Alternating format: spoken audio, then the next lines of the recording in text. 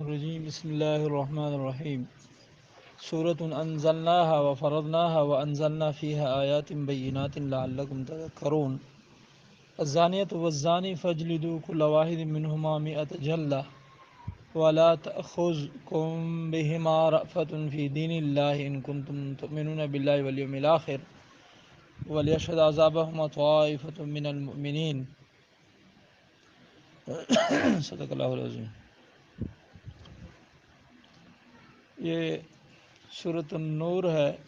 پارہ نمبر 18 ہے۔ یہ مدنی سورت ہے۔ مدنی صورتوں کے بارے میں اور مکی صورتوں کے بارے میں ہم نے پہلے سے واضح کر دیا تھا۔ وہ صورتیں جو ہجرت مدینہ سے پہلے نازل ہوئی ہیں وہ مکی صورتیں ہیں، جو آپ وسلم کی ہجرت مدینہ کے بعد نازل ہوئی ہیں وہ مدنی صورتیں ہیں۔ اس میں 64 آیات ہیں، 9 رکوعات ہیں، 1316 الفاظ ہیں، 5980 اس کے حروف ہیں۔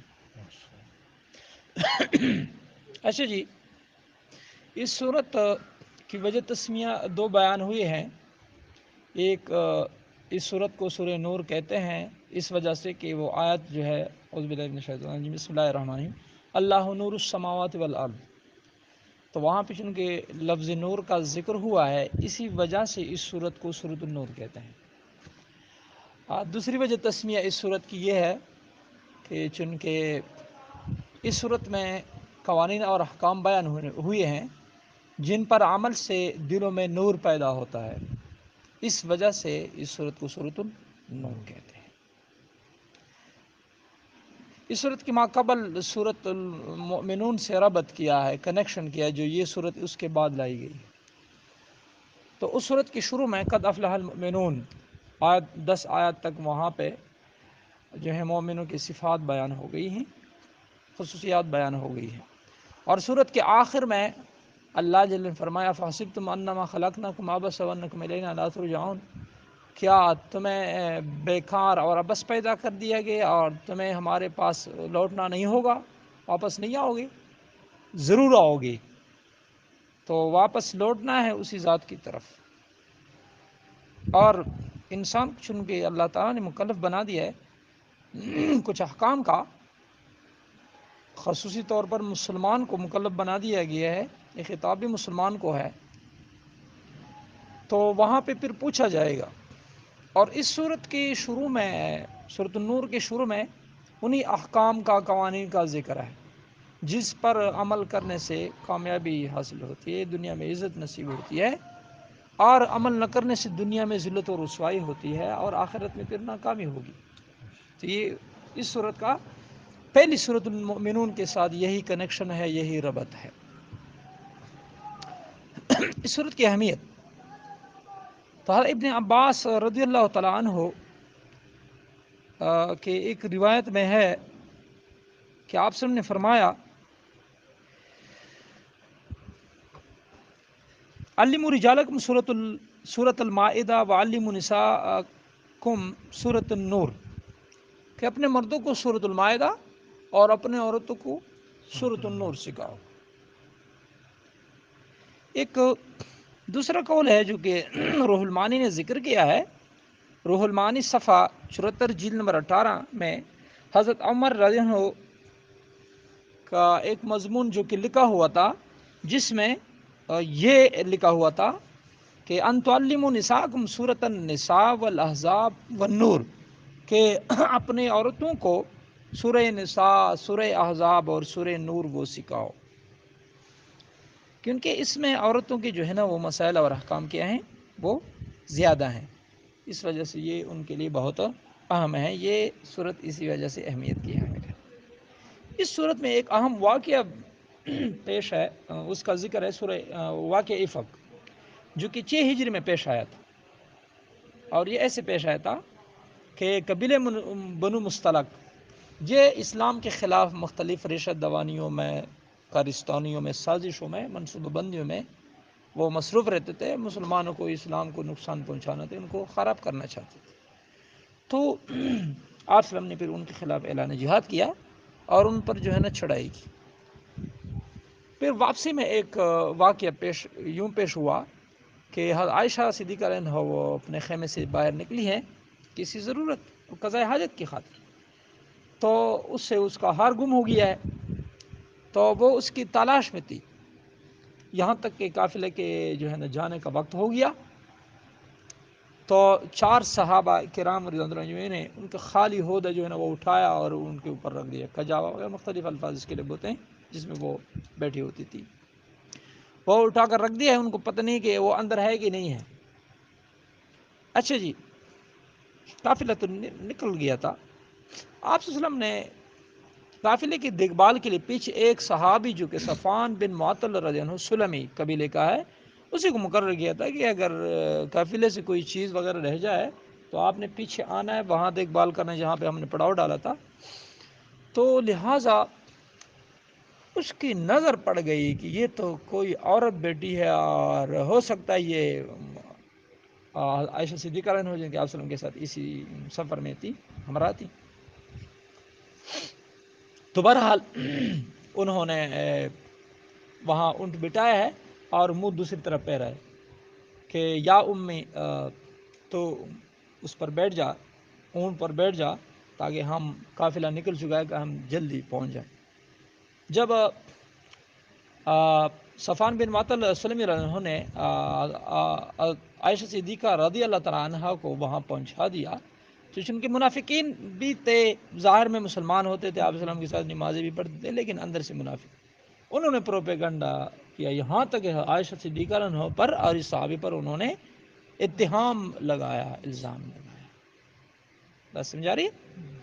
تو اسی صورت میں اسی واقعے کا ذکر ہی اسی صورت کے نزول کا تعین کرتا ہے کہ یہ صورت کیوں نازل ہوئی۔ یہی وجہ پوائنٹ کی جو بات ہے یہ بھی بتا رہا تھا، اس صورت کے نزول کا تعین اسی واقعے کی وجہ سے ہو چکا ہے۔ اچھا جی، اب آ جائیں، پہلے اسی صورت میں تمہید ہے، اور اسی تمہید میں اسی صورت کی اہمیت کی طرف اشارہ ہے کہ بھائی آگے جو احکام آ رہے ہیں وہ اس پر عمل کریں، کیونکہ یہ ایسے عام احکام نہیں ہے، کسی نے اپنے طرف سے نہیں بنائی، میرے پیغمبر نے اپنی طرف سے نہیں بنائی، کیونکہ ان کو تو میں ان میں پیدا کیا ہے، اس نے کسی سے پڑھا تھا نہ کچھ سیکھا تھا لکھا وغیرہ، ٹھیک ہے جی، اس کو میں نے ان میں پیدا کیا، یہ تو میں نے اپنے وحی کے ذریعے اس کو علوم منتقل کر دی، ٹھیک ہے جی، یہ صورت میری ہے، میں نے اس کے احکام کو نازل کر دیا ہے، مقرر کر دیا ہے، اس طرح جیسے کہ قد علمنا ما فرضنا، اور جو سورہ احزاب کی آیت ہے وہاں بھی اللہ نے یہ فرمایا کہ یہ احکام جو ہیں وہ میں نے مقرر کر دی ہیں۔ سورۃ، یہ سورت جو ہے نا سورۃ النور، اسی کو انزلناہا، ہم نے نازل کیا ہے، اللہ جی فرماتے ہیں ہم نے نازل کیا ہے، وفرضناہا، اور ہم نے اس کے احکام کو مقرر کر دیا ہے، فرض کر دیا ہے، وانزلنا، اور ہم نے نازل کیا فیہا، اس میں آیات بینات، واضح طور پر آیات ہیں، محکمات ہیں، احکام وغیرہ جو ہیں یہ ہم نے واضح طور پر بیان کر دیے ہیں، لعلکم تذکرون، تاکہ تم نصیحت حاصل کرو، ٹھیک ہے جی، اس پر جب عمل کرو گی تو تمہیں بہت فائدہ ہوگا۔ اچھا جی، آگے اب احکام کا ذکر ہے، اب احکام کا جو ہے نا وہ ابتدا ہوتی ہے احکام کی، الزانیہ والزانی فجلدوا کل واحد منہما مئۃ جلدہ، الزانیہ زنا کرنے والی عورت، والزانی اور زنا کرنے والا مرد، فجلدوا پس ان کو کوڑے مارو، کل واحد ہر ایک کو، مرد عورت منہما ان دونوں میں سے، مئۃ جلدہ 100 کوڑے۔ اچھا جی، یہاں پہ لفظ زانیہ اور زانی کا ذکر ہے، یہ تو زنا سے ہے، زنا کا مطلب ہے جناب، اس کی تعریف یہ ہے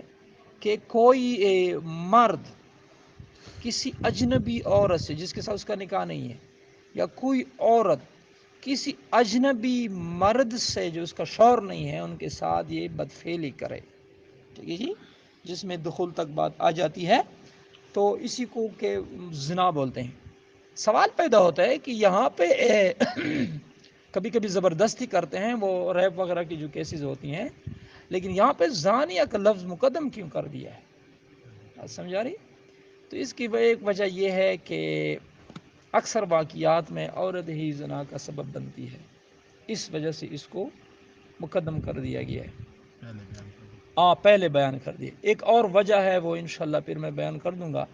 ابھی ذہن میں نہیں آ رہا، بہرحال وہ اور وجہ بھی ہے اور وہ بھی بہترین وجہ ہے، ٹھیک ہے جی۔ تو یہ زنا ہے جو بغیر نکاح کے کوئی عورت کسی اجنبی مرد سے یا کوئی اجنبی مرد کسی اجنبی عورت سے بغیر نکاح کے ان کے ساتھ ملے اور قربت اختیار کریں اور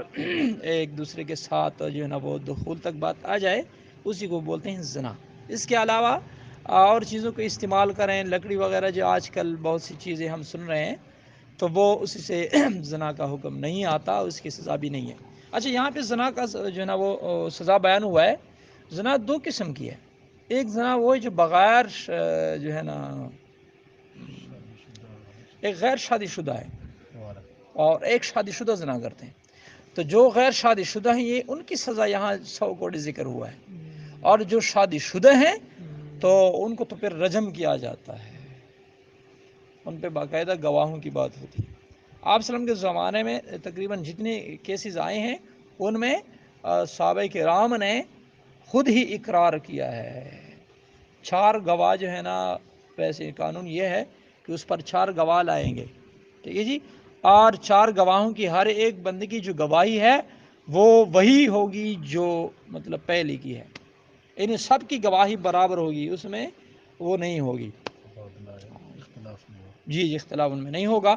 اور ایک ہی کیفیت بیان کریں گے۔ ہم نے ان دونوں کو اسی کیفیت میں دیکھا ہے، تب جا کر ان پر شریعت کا حکم نافذ کر دیا جائے گا۔ اور کیسے نافذ کر دیے گئے؟ کسی بند کمرے میں؟ نہیں، یہاں پہ آگے اللہ جل فرمائے کہ ان کو 100 کوڑے مارو، وَلَا تَخُذْكُمْ، اور تمہیں نہ آئے، تمہیں نہ پکڑے بے میں ان دونوں کے بارے میں رفتن کوئی نرمی، فی دین اللہ، اللہ کی دین و شریعت میں، کہ اللہ کا حکم ہے تو اسے میں آپ ان کے ساتھ کوئی نرمی وغیرہ نہیں کریں گے جی۔ ابتدائی اسلام میں ان کو کسی کمرے میں وغیرہ میں کسی وقت تک ان کو بند کر دیا جاتا، یہاں تک کہ دوسرا حکم نازل ہو جائے۔ شروع اسلام یہ سزا وغیرہ نہیں تھی، یہ جب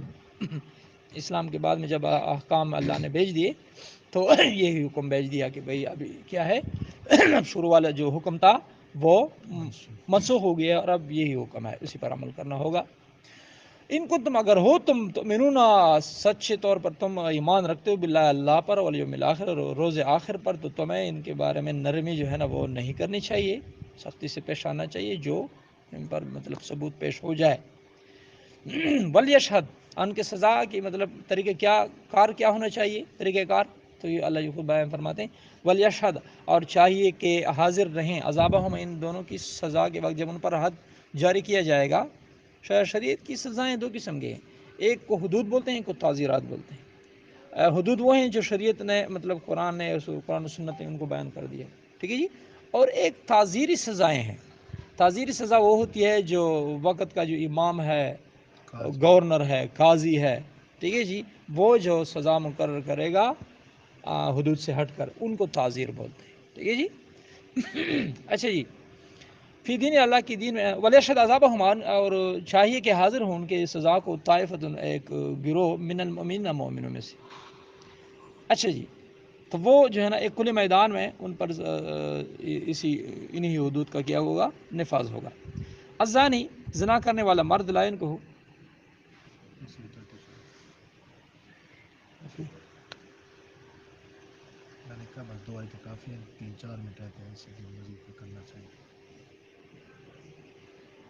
اچھا جی، تو امام ابو حنیفہ رحمۃ اللہ علیہ یہی بیان کرتے ہیں جی کہ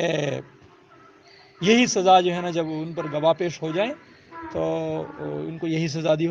جائے گی۔ جو غیر شادی شدہ ہیں ان کو کوڑے دیے جائیں گے، 100 کوڑے، اور جو شادی شدہ ہیں ان پر رجم جو ہے نا وہ جاری کر دیا جائے گا۔ ان کے علاوہ ان کے بارے میں اور کوئی سزا نہیں ہے۔ امام شافعی رحمۃ اللہ علیہ وہ کہتے ہیں کہ ان کو جلا وطن بھی کر دیا جائے گا، یہ انہوں نے تعزیر والی سزا کو مزید ان کو ملا دیا ہے۔ امام حنیفہ رحمۃ اللہ علیہ نے تعزیر کی سزا کو امام وقت پر، قاضی پر جو ہے نا وہ ان کے حوالے کر دیا کہ بھائی وہ جو سزا سنائے وہی ہے۔ وآخر دعوانا ان الحمد للہ رب العالمین۔